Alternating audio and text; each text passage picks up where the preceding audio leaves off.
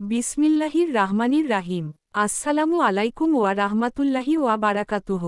প্রিয় দর্শক বৃন্দ, স্পার্ক অফ ঈমান চ্যানেলের পক্ষ থেকে আপনাদের স্বাগতম। আজকের আলোচনা এক মহান ফেরেশতা সম্পর্কে, হযরত ইসরাফিল আলাইহিস সালাম। তিনি সেই ফেরেশতা যার হাতে রয়েছে কিয়ামতের শিঙ্গা বা সুর। তার ফুকের মাধ্যমেই শুরু হবে দুনিয়ার শেষ, আর পুনরায় ফুক দেওয়ার মাধ্যমেই শুরু হবে পরকালীন জীবন।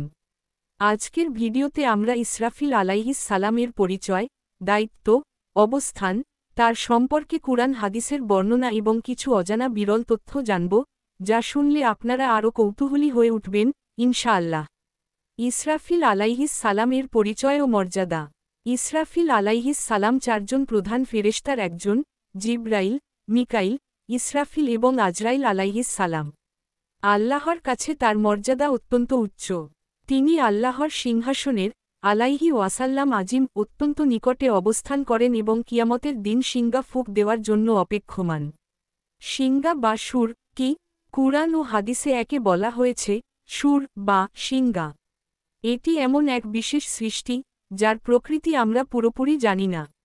তবে জানা যায় এটি বিশাল আকারের এবং এতে ফুক দিলে আসমান জমিন কেঁপে উঠবে। ইসরাফিল আলাইহিস সালাম সবসময় শিঙ্গা হাতে প্রস্তুত থাকেন, আল্লাহর হুকুমের অপেক্ষায়।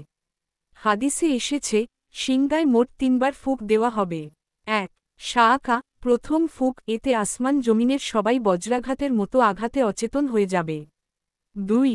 মৌত, মৃত্যুর ফুক, এতে সব জীবিত মারা যাবে, শুধু আল্লাহ ব্যতীত।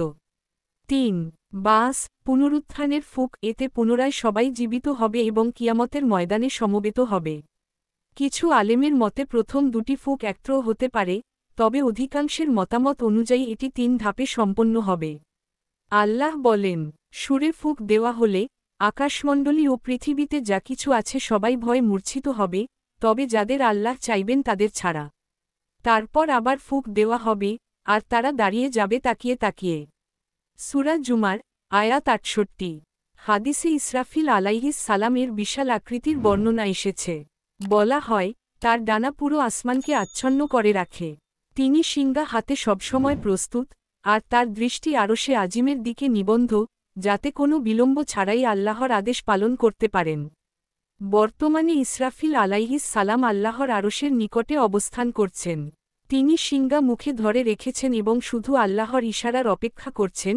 কিয়ামতের সময় কবে হবে, তা কেউ জানে না, শুধুমাত্র আল্লাহ জানেন। তবে ইসরাফিল আলাইহিস সালাম সর্বদা প্রস্তুত আছেন। একটি হাদিসে এসেছে, রাসূল সাল্লাল্লাহু আলাইহি ওয়াসাল্লামকে যখন প্রথম নবুয়তের দায়িত্ব দেওয়া হয়, তখন আল্লাহ ইসরাফিল আলাইহিস সালামকে পাঠিয়েছিলেন তার মনোবল শক্ত করার জন্য। আল্লাহর ইচ্ছায় ইসরাফিল আলাইহিস সালামের ফুক পুরো মহাবিশ্বকে মুহূর্তের মধ্যে ধ্বংস করে দিতে সক্ষম। ইসলামী রেওয়ায়েত অনুযায়ী, ইসরাফিল আলাইহিস সালামের নামের অর্থ, যার মুখে সুর, বা যিনি জীবন আনবেন, সমাপ্তি ঘটাবেন। 1. কিয়ামতের বাস্তবতা অস্বীকার করার কোনো সুযোগ নেই। ইসরাফিল আলাইহিস সালাম এর দায়িত্ব আমাদের সেই সত্যকে স্মরণ করিয়ে দেয়। 2. দুনিয়ার জীবন ক্ষণস্থায়ী, একদিন সবকিছু শেষ হয়ে যাবে। 3. আমাদের দায়িত্ব হল ইসরাফিল আলাইহিস সালামের ফুকের আগেই আল্লাহর দিকে ফিরে আসা, নামাজ কায়েম করা এবং সৎআমল বৃদ্ধি করা। 4. কিয়ামতের দিন নিশ্চিত হওয়ায় আমাদের ঈমান শক্ত করা উচিত এবং দুনিয়ার মোহ থেকে দূরে থাকা উচিত। প্রিয় দর্শক বৃন্দ, হযরত ইসরাফিল আলাইহিস সালাম এর দায়িত্ব আমাদের মনে করিয়ে দেয়, একদিন দুনিয়ার সবকিছু ধ্বংস হবে এবং আমরা সবাই আল্লাহর সামনে উপস্থিত হব। সেই দিনের জন্য নিজেকে প্রস্তুত করা আমাদের সবচেয়ে বড় কাজ।